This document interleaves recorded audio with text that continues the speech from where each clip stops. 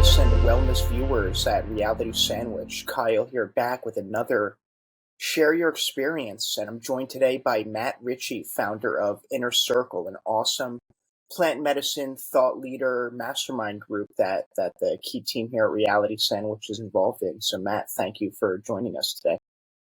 Yeah, it's awesome to be here. I love Reality Sandwich, love what you guys are doing, so excited to be a part of this. Thank you. We're now, I'd love to introduce you a little deeper to our audience. Were you always involved in the cannabis plant medicine industry? Kind of talk me through your ramp up or entrance into wanting to work with these substances. Yeah, definitely not always been here. It's been about 5 years now, 2019. I've been personally experiencing and using plant medicines for about 15 years, though.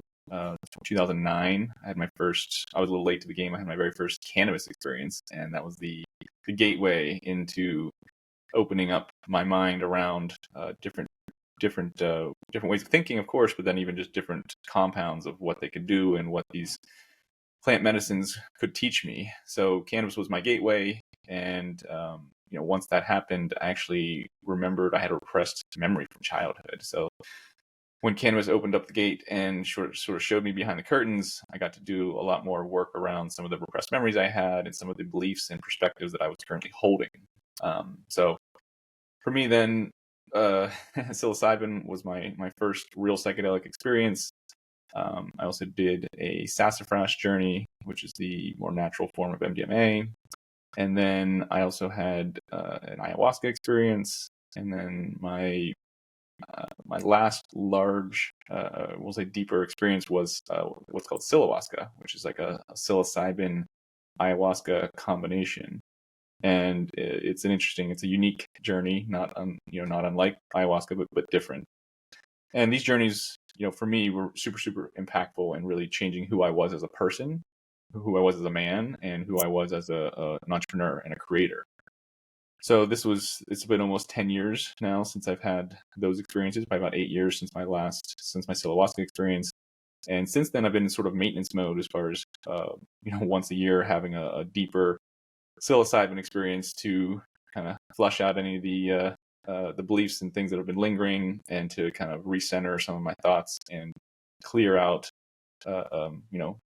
old patterns and old beliefs and old things that aren't serving me anymore. So it's like a really good introspection tool for me once a year minimum. So these plants and these compounds are something that's completely changed my life. And so 5 years ago, I was exiting another business that I was in, and I was having my first daughter. And it was really clear to me after I'm a daily meditator, after I kept getting the signals that everything that I've been doing and everything that I was participating in as a business was needed in plant medicines. It was needed in CBD and cannabis, and needed in the emerging psychedelic space that is now, becoming almost fully legal on a federal level. So these plant medicines for me has been about a 15-year journey, and I feel like I was a little bit later to the game than most people. I think I started at age 26 when I had my first cannabis experience, and I'm just turned 40 now, so I feel like the last 15 years have been a really tremendous growth, both in having kids, birthing businesses, and just overall transforming who I am as a person and what I do and how I show up, and the energy in which I show up with that. So there's a beautiful thing when you can look back and connect the dots looking backwards, but going through it, it's always a little bit more chaotic and or challenging, shall we say. That's really wonderful to hear. I think you've truly mastered the aspect that most people don't focus on. They say they want to take ayahuasca and psilocybin for their part of their healing journey, but the important part is really the integration and how you reflect on your experiences. And it sounds like you've really mastered, kind of the post-trip, work that's needed to really make these things beneficial. 100%. I don't agree with anyone who says that just take these medicines and just have them. I think they could provide some clarity and some benefit, but the integration portion is where the magic happens, right? That's where you can integrate these experiences that we have in other dimensions and other places, and really ground them in reality and ground them in action, right? So I was already doing a lot of coaching and a lot of transformation work prior to plant medicines. So plant medicines was a natural fit as a tool for me to go a little deeper on that journey. And yeah, for sure now, anyone who's having a plant medicine experience, myself included, doing some prep work, the days before, and then having, some integration work on the back end of that, for me, is the most beneficial, way to use that as a tool for transformation, as a tool for clarity, and as a tool for, um, growth, and a way to, get that next level of maybe creativity, or next level of, ideation and strategic thinking for your business or whatever that is. It definitely can happen in the ceremony or in the experience you're having, and you can have profound breakthroughs. But then, like I say, I think people talk about landing the plane, right? It's like, how do you land that plane then once you have this, life-changing thought or this new perspective of how things should be? How do you land that plane? How do you get that integrated into your day-to-day life so you can essentially realize that transformation, as opposed to having it be more conceptual and then living in a way that's incongruent with your new way of being? Beautifully put. So after these plant medicine experiences, I feel like you've really synergized your entrepreneurship and coaching background and bringing that to the plant medicine cannabis space. I'd like for you just give a brief overview of kind of what your current project Inner Circle is, and what you're doing for the current psychedelic community out there. Yeah, exactly. So after I had such profound experiences myself, and I didn't work in the space then for another 5+ years, but as I kept getting the calling, if you will, to step into the space. I had a lot of friends who were in the CBD and cannabis space, even in plant medicine, psychedelic space. Um, we basically, natural occurrence. I was launching my very first product, CBD product, and in doing that, we needed to have our own inner circle of people to work with and strategize with, and to trust. Right, so lack of trust was a big thing when we started Inner Circle. A lot of people I'd been talking with were very jaded by just the lack of good people in the space. I'm not going to say lack of good people, just you could meet 10 great people and then have one shady person ruin it, for the whole thing of Mm-hmm. it. So there was just a lot of inconsistency, we'll say, to put it nicely, in the space. So when I came along, my background is in building communities, is in building networks of people, trusted networks of people. So it was just very clear to me that this was a skill, and this was something that was really needed in our space. So Inner Circle was an organic community of about 30+ people for the first couple of years, and now over the last 2 years, we've almost tripled our membership here to about 80 people. And these are people, everything from plant touching, people who are growing plants and mushrooms, to people who are doing ancillary businesses or have media outlets such as Reality Sandwich. We really want to support the people who are putting their business, putting their life on the line for these plant medicines, for these compounds to be more accepted, to be more accessible, and to have safe access for people to have experiences, to use these compounds to change their life. That's the essence of Inner Circle, is to really connect with the best leaders in the space, to create synergistic opportunities and strategic partnerships, and to really bring the best products and the best services into the mainstream, so that we can educate the masses, and we can educate our governments, and we can really change the narrative around these plants and these compounds, so that we can have a true healthcare system, as opposed to a reactive sick care system that we currently have. So we can really change the way people look at their health, both their physical health, but their mental health, their emotional and spiritual health. And these compounds are a tool for what people can, or how people can do that in a more safe, effective way, that we don't have to go through the big pharmaceutical companies and do their traditional, SOP of getting you onto something, and then, taking another thing to combat the side effects of that one. And then, you're taking 3 to 5 medications for the rest of your life in order to have a normal existence. And these compounds, as everyone probably watching and hearing my voice, knows that these are short-term, or long-term impact with short-term. They can have one experience, and then within 30 days, I can be a different person, and that change can happen and last for the rest of my life. So that's not the normal pharmaceutical model. Obviously, the plants are not to be patented in a way that the traditional pharmaceutical companies have done it. So there's been a whole new route of how do we get these plants and medicines access to the masses, and to the people that need these plants and medicines. And that's the essence of Inner Circle, is to really empower and really bring the business side of this to a high level, so that people can have more access, and we can really get these things into the hands of people who need them.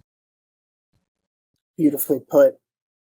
As this series is called Share Your Experience, I would love if you could share with me, one particular ceremony or substance or, a session that really impacted you. And, it sounds like, again, you had a late start to these medicines. So eager to hear kind of the Ayahuasca sounds interesting, but yeah, super eager from your perspective. What was one particular impactful medicine Yeah, thank you. experience that you want to share?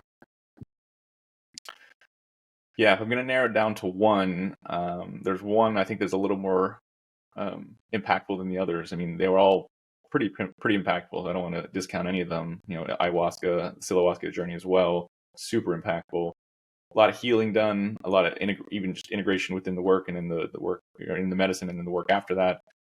The one though that still sticks out for me was I took an eighth of mushrooms, about 3 grams, 3.5 grams of mushrooms. This was probably June 2017. Yeah, June 2017. I was camping. We had a men's group and there was about 8 of us. And we camped overnight, and we had the intention then the next late morning to all have a group ceremony and everyone kind of go to their own space and kind of have their own space in nature, in wilderness, all alone. So we did that. We all took our dose. I didn't really have a super strong intention other than to see what the medicine was asking of me. Kind of was in reach, but wandered off into my own space and literally laid down in like a thorn bush. And I didn't get up for 2 hours, but I was laying in a thorn bush for 2 hours. And I didn't really, I mean, kind of felt it, but I didn't really notice it. It was really interesting. I was so deep in my experience and so deep on my journey, it didn't even matter. But when I woke up, when I came to and I finally got out of the thing, my whole sweatshirt was like fully covered in these like thorns. Anyway, so when I laid down there, I went just into this really deep experience, and I kept getting these visions of kids. And some little bit of backstory: my now wife, um, you know, new wife at the time, she was really pushing for us to start to have a family and wanting us to have kids, and I was very hesitant to step into that at that point. Just I had business stuff I was working on. There's never a perfect time to start to have kids, so it's like for me, I was like, oh, I'm gonna, this feels like we need to wait. I feel like not ready. I don't know if you're ever really ready. So this medicine was really giving me this visual of now is the time, and that you know I never really saw myself as a father per se, and I really had visions of me becoming a father. It wasn't something I was excited about. So the medicine really kind of gave me like clear crystal visions of me being a father and the love and the connection that provided both for myself but also the world. And coming out of that experience, I was just like really excited to have kids, and I really knew that it was part of my calling, part of my journey was to give back in a way of providing the next generation, and really having them having a person or someone to bestow knowledge on, to have them stand on my shoulders, and to know that all the work I'm doing is not going to be lost, something I can pass along. So it's got this really exciting feeling of becoming a father. And the visuals, like say, if it weren't for the visual, I'm a very visual person. So if it weren't for the visuals, I don't know if I'd ever really felt that excited. I had never previously to that experience really felt the excitement of fatherhood. I felt dread. I felt like heaviness. I felt like this. Oh my God, I got to like do extra work, and I got to make extra money and do all this other stuff that didn't feel exciting. So the essence of the whole trip was that there's never a good time. You're already ready. You're already prepared, and the world needs me to do this. And the world needs more children brought into good homes that have loving parents, and that have a space for them to grow and really be nurtured to kind of take that next step of human evolution, for us to call in whatever the next level of consciousness is, or the next level of connection for the world, as we're going through somewhat dark times right now, as we're seeing wars and different things like that. I think there's a light at the end of that tunnel for that next generation. So doing my part in that was super scary, and is still fairly scary and challenging, but the medicine really gave me kind of killed that part of me that was like super selfish and really wanted to kind of just live my life and do it on my terms and do it on my timeline.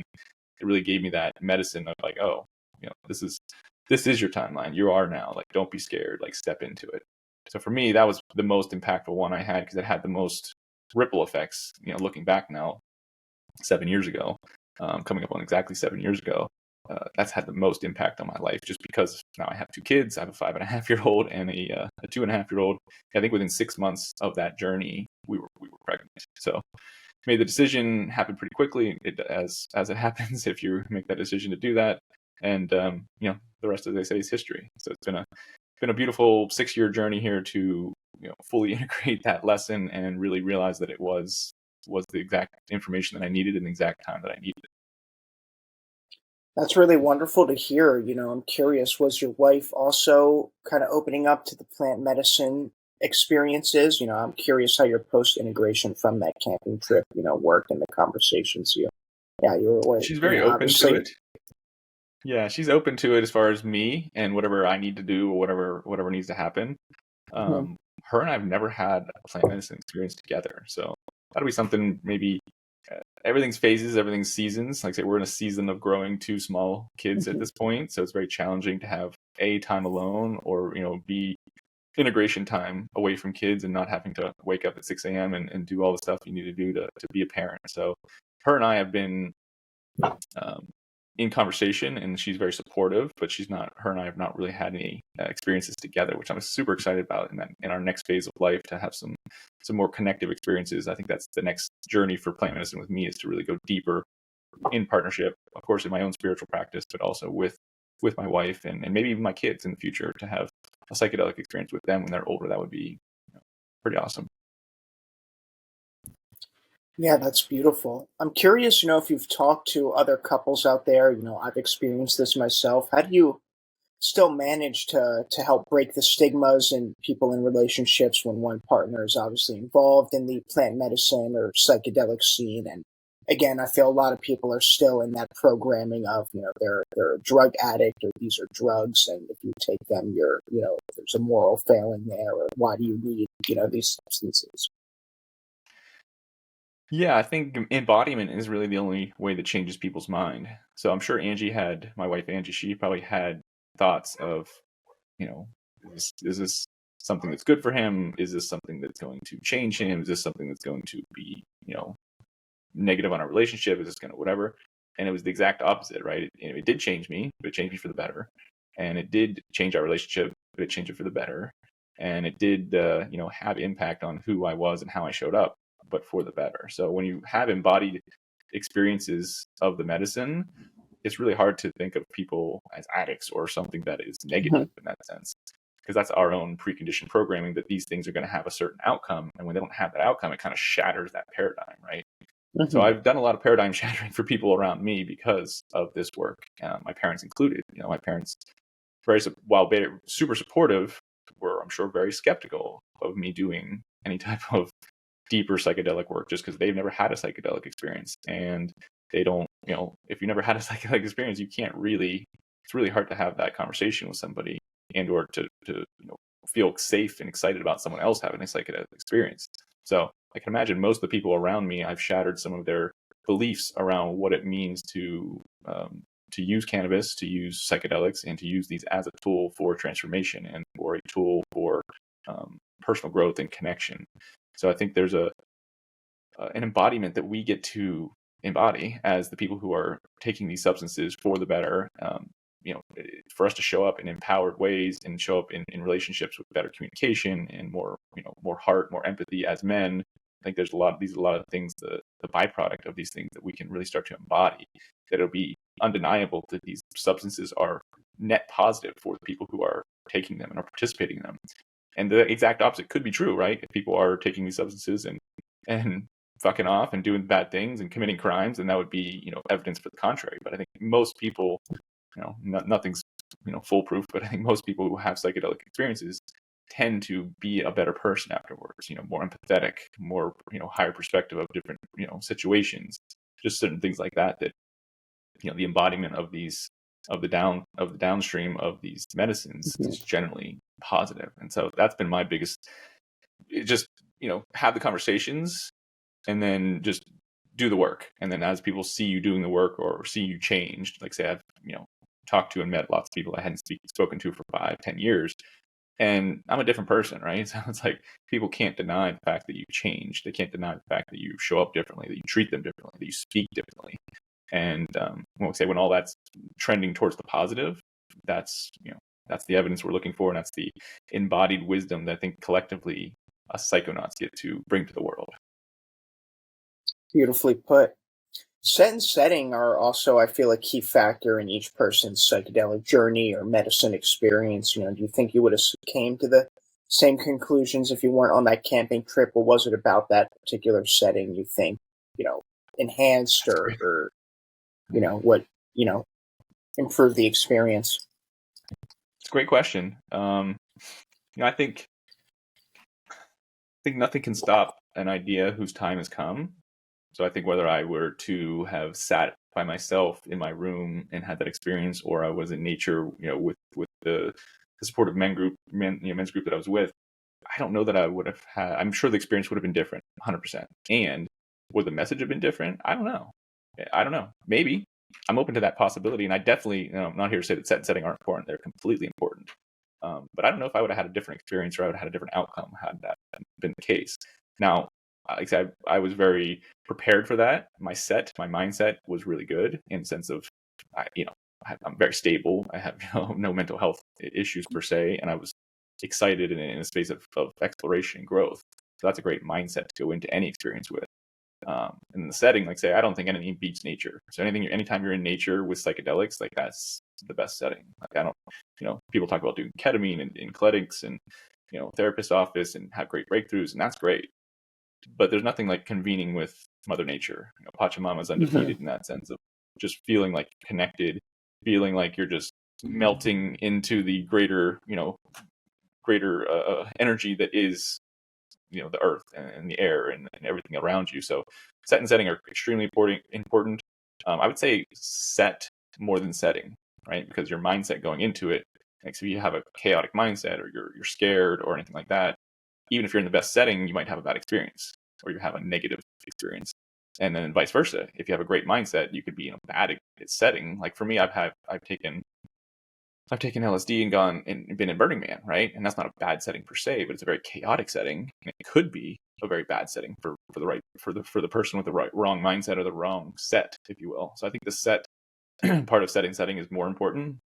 But for anyone new or anyone not experienced with these compounds, take both very seriously. Like, so you don't want to take either of these lightly and just think they're going to be some fun, transformative experience. It's like, well, maybe, but it could be pretty deep and it could, show you some shit that you're not ready to see. So you need to have the mental capacity and or the container, like people, other things around you to kind of support you if you have one of those experiences. So yeah, I don't know if that answered your question, but the set and setting are important, but I don't know that mine would have changed that last, on that last experience. No, well put. Now, as you're meeting and connecting to other people, I don't think we like to use the word industry as part of psychedelics. I think we want to move away from that. But as part of this ecosystem, where do you see the space evolving? How do we manage the people truly wanting to do the work versus the recreational users, and where do you see this space evolving into? Now that's a great question as well, because I'm very libertarian minded and I'm very, do no harm, but do your own thing. Do no harm other people, but do whatever you want to do, right? So I'm very open to other people having, non-traditional experiences. When I say non-traditional, I mean like, non-guided, non-therapeutic, more, we'll say recreational experiences, right? Because I think there is a lot of impact in a good way that can come from those experiences. Camaraderie, connection both to yourself, to nature, to other people, new ideas, new ways of processing things, new ways of thinking about things. All that can be done, dropping a tab and going to Coachella or something to that effect, right? So it's not to say one experience is necessarily better than another, but I think what we're going to see more of is the contained Schedule 3 type of experience where people are having to go to a therapist or some sort of integrative coach. And I think that's for the best, specifically as we start to transition. One thing, having like little kids, I noticed that transitions are always the hardest. They can be doing the thing they love the most, and you can be taking them to the thing that they love, or they love even more, and the transition is challenging. So it doesn't matter if you're going from one thing to another, whatever it is, whatever transitioning is going to be challenging. So the more support we can give people, the more information and education we can give to people, I think the better off most people will be. And that's all to say that I don't think we should outlaw people from, playing with their own consciousness and having their own experiences. Like, that's something I'm very in support of. So I don't know where that lies on the legal standpoint, but I think early on here, it's going to have to be more medical in a sense of, more regulated, more, therapeutic office sort of setting. But I think that will only open up and really give the gateway and the green light for these substances to be seen as non-harmful and non-addictive, if you will. And it'll give more green light for both just people to take it into their own hands and maybe grow their own and have their own experience, and or I think hopefully legality wise we can decriminalize and really have these plants and these medicines be open and available. Like I say, open and available is what people really want to have for these. So I'm kind of caught in between, because I feel like there is a necessity for the medical kind of side of things to give people that structure, but I'm also very libertarian minded, where I want people to have access and do whatever they want to do. So we'll see in the short term, but I think short term it'll be more medical. Probably rescheduled to Schedule 3, which, if we're talking real time here, cannabis just went. DEA just now today said that they're basically moving cannabis to Schedule 3. So I think MDMA, psilocybin probably won't be far behind that. And in that rescheduling, there'll be a lot of structure and a lot of medical setting for people to have these experiences. And I'm hopeful that within 1 year, 3 years, 5 years, we can have more open conversations around harm reduction and just how people can have these experiences in a less structured, more recreational setting, because I think there is value in both. Just depends on who you are and where you're at on your journey and what you're looking to accomplish. I think there's set and setting for both of those. Absolutely. As you're on this journey of fatherhood and somebody who probably grew up with the DARE programming in school, how and when do you plan psychedelics and plant medicine, and what do you recommend to other parents out there on how to, break the programming? If their teenage son or daughter maybe has mood disorders, they could benefit from some psychedelic use or medicine. How do you are going to handle that personal journey, and what do you recommend to other parents you talk to? Some good questions. Just things that I've been thinking about but haven't really spoken into existence. I'm happy to. Obviously being a parent is challenging in the sense of, like I mentioned before, I don't have much time to integrate. So I don't more than once a year, I don't have a large psychedelic experience just because of time. I just don't have the time. So new parents, or anyone who has young kids, like, you get this, like, you just don't have the extra time to take a full day of prep, have a night of ceremony, and then take a full day to integrate. Like, that's a full 2 days of your life where, I just don't have that time right now in this phase of my life. So for me, everything's seasonal. So this season of my life, I'm just not having many large experiences. So I'm microdosing psilocybin every now and then. I take other nootropics and stuff, of course.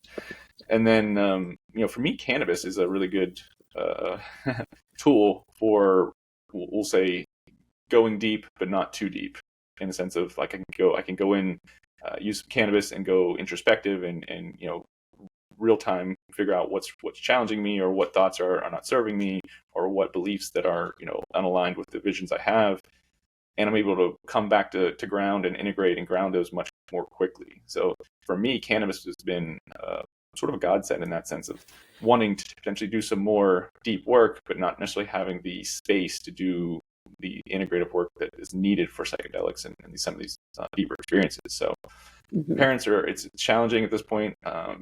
Definitely want to continue to do the work though, and as your kids get older, and as my kids get older, of course I'm going to educate them on what these compounds are, how I've used them, and how they've experienced or how they've impacted my life for the positive.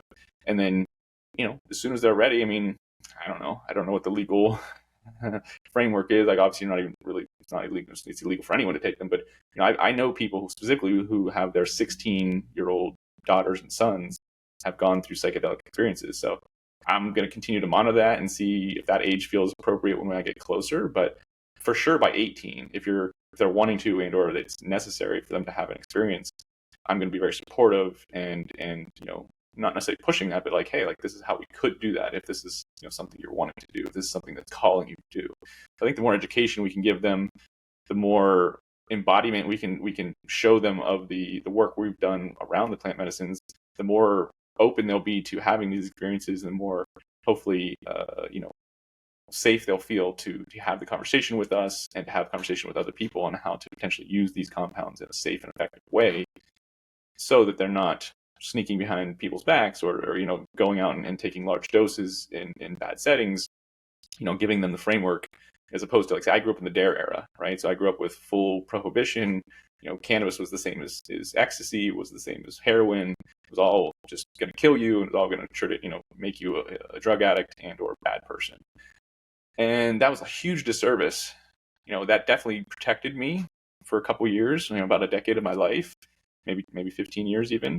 But it was misinformation, and it was definitely unguided. So as an adult, then I got to dive into that and really uncover a lot of those lies and uncover that. So I don't want to do that to my kids, I feel like, and I don't think my parents specifically did that to me. That was just the programming that we had at the time growing up in Pennsylvania. My parents, like all parents, doing the best they could with the information they had available to them. But obviously I have better information now. So to say that I wouldn't share that with my kids, or to try and shield them from that, that just sounds silly to me, just because I know I'm curious as an adult, so I know my kids are going to be super curious, even, at all phases of life, hopefully. So to keep them in the information loop and to keep them educated on what these compounds are, why they should or shouldn't use them at certain ages, and then to help them and potentially even guide them through experiences in the future. That's exciting, because that's something I didn't have, and it's something now looking back I could have used, being 16, 18-year-old kid. Like I say, I had repressed memories from when I was a young kid that I could have moved through and transformed a lot sooner, and who knows what that would have done through my 20s. I spent a lot of my 20s being guided unconsciously by certain drivers that were placed there from traumatic experiences, and I didn't know anything about them. They were under the surface. So the more information we can have when navigating life and moving through challenges, I think the better off we'll be. So I think opening up our knowledge bank and really showing what these compounds are and how they can be used in a safe and effective way is really the only thing we can do, because otherwise, you were a kid once, I was a kid once, we're going to try shit, and things are going to get even different in the future as far as how people can apply things or how we can access things. And I think just giving them the best education we can give them in a way that is not exciting, but is in a way that's it's real, it's grounded, right? Because I think a lot of people see these as exciting things, and they can be, but it's more about grounding that energy in a way that's real and in a real way, as opposed to like, oh, I'm going to go to space, I'm going to see God, or I'm going to talk to the machine elves, or whatever the belief is. I think grounding that in some reality for our kids is something that we as parents get to do, so that we can guide their experiences in a way that is impactful in a good way. So that's an evolving thought, but I'm excited to continue that conversation. Obviously, my kids are 5 and 2, so I'm not even broaching that conversation yet, nor does it need to be. But I don't know what age that even starts, to be completely honest. I'll let you know when I get there. Excellent, well put. Well, Matt, thank you, for sharing with me today. That was super insightful, and I really appreciated hearing your journey about fatherhood and how plant medicine played a role in that. Where can people follow you? Where would you like to point people? What projects are you working on? And who is Inner Circle right for if somebody's interested in learning more? Yeah, so a couple projects. Obviously, Inner Circle is our B2B mastermind network of entrepreneurs and operators in the space. So if you're a business owner, if you're someone who wants to get into the business side of plant medicines, whether that be psilocybin and psychedelics, or CBD and cannabis and other plant medicines, we have a really great, amazing group. Kyle can attest to that. That are just amazing people that come together. It's a supportive system. We do virtual connection points, and then in person as well. I'm based in San Diego. And if you are in Southern California, we have psychedelic salons. So we do these roughly once a month events where we invite psychonauts and newbies to come together, share stories, have a certain topic on to speak on, and just really share space and have a really safe space for people to come together and communicate and connect around psychedelics, around what's going on with psychedelics, around the fears and the stories around what people believe around psychedelics. So between San Diego, LA, Santa Barbara, here in Southern California, there's a lot of groups forming around psychedelic awareness, like I say, these psychedelic salons, if you will, to inform people and to really bring community together, because it's been really under radar, right? So no one has been out there shouting from the rooftops around psychedelics. At least most people haven't, for the last decade. And now people are starting to kind of come out of that bubble, and really wanting to connect and communicate and to educate. Like I said, we really get to educate newbies and people who are psycho curious, because I feel like there's a like I say, the stigma around these plants and these compounds and what they can do to people. And I think we get to have these conversations and really open these up so we can have more education. Like I say, it's all about education and awareness around how we can better serve the people who need these compounds. So if you're in Southern California, you can reach out to me, Matt, at innercircle.biz. Innercircle.biz is our B2B community, psychedelic salon. We have, like I say, events here in San Diego about every month, and then Santa Barbara, they're doing weekly events, and in LA, there's events, weekly as well. So if you're wanting to be a part of the community, if you're psycho curious and wanting to dive in deeper, and we're not taking medicine at these events, but you'll be connected with a lot of people who are in the space and can potentially point you in the right direction if you're wanting to have one of these experiences, because it's definitely important to make sure that you're guided by the right people in the beginning, in a sense that, if you're a newbie, you want to make sure that your setting and your set, of course, is really top notch going into whatever experience you're going to have. So check it out. Psychedelic salons here in Southern California. If you want to make a trip here to Southern California from somewhere in the world, there's lots of great people here to meet, and lots of great fun experiences to have. So happy to have people from all around the world come around and having these conversations and being a part of this movement that we're educating and open up to the masses so that we can provide safe access to these compounds. Excellent, Matt. Thank you. Appreciate you, Kyle. Thank you for having me on here today. This is a cool platform, and I love Reality Sandwich.